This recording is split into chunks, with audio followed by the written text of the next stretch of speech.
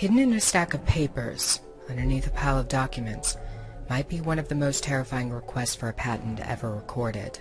And it comes from one of the most well-known tech companies in the world. What on earth is it? And why is there almost no press about this device? Just one website found out about the patent and published an article. Gizmodo, a popular tech blog, dubbed the gadget the Vampire Watch. Why did they call it this?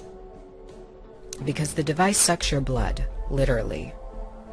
Google quietly requested a patent back in May 2014 with the US government. It was for a device to be worn around the wrist, something like a watch, although the patent indicates that it is not for time tracking purposes. Google provides diagrams for their invention. You can see that the company plans to market this product as a needle-free device that draws blood out of the human body.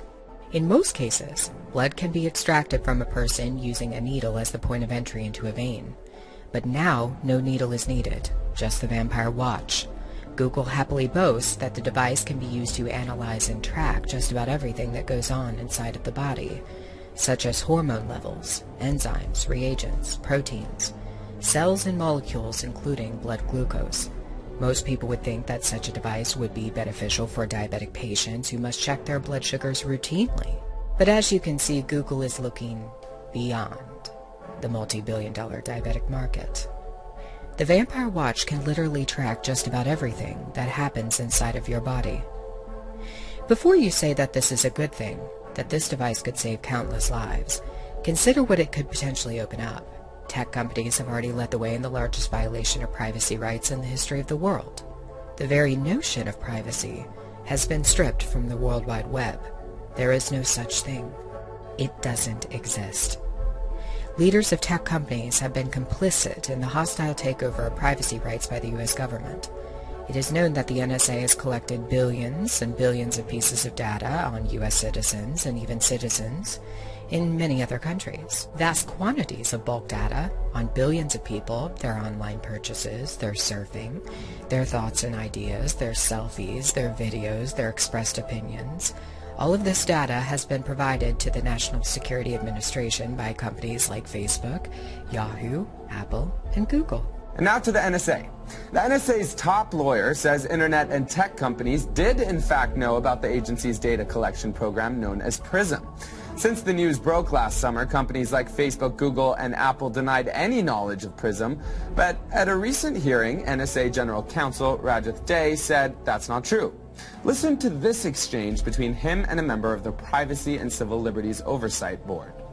Early on in the debate, there were some statements by companies who may or may not have been involved in the program saying, well, we never heard of PRISM.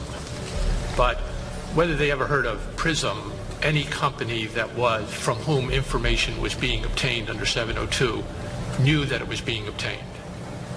Correct. PRISM is just an internal government term that as a result of the leaks became a public term, but collection under this program is done pursuant to compulsory legal process that any recipient company would have received. Google knowingly provided billions of pieces of data to the NSA, and then they tried to deny that they had ever done such a thing. So will you now trust them with your most personal data, your very blood matrix? With Google's Vampire Watch, all data on your body will be uploaded and stored in microchips. It will be put on servers, and it will be entered into the World Wide Web. It becomes a part of the www matrix, the web that has taken over and caught everybody inside of it.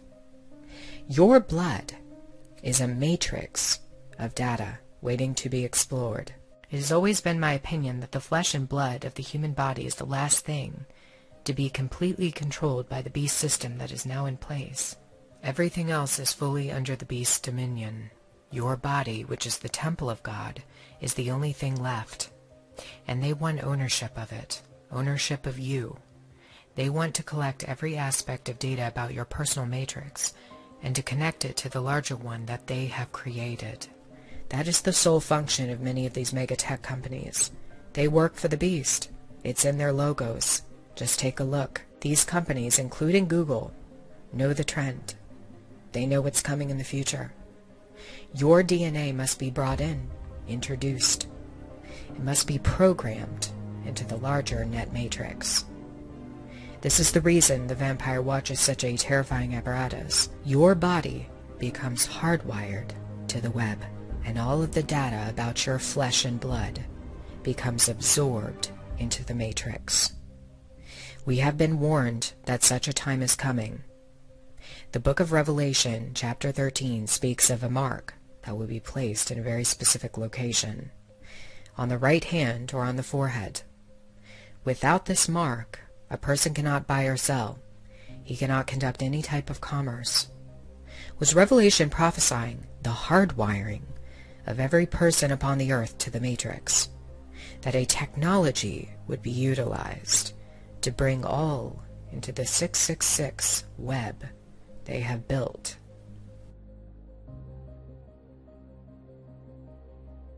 One of the most unusual aspects about the vampire watch is the way Google describes it.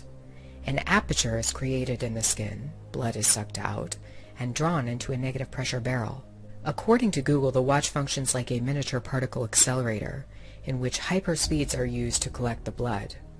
Perhaps you caught the oddity that Google describes the vampire watch as a particle accelerator, one that you wear around your wrist.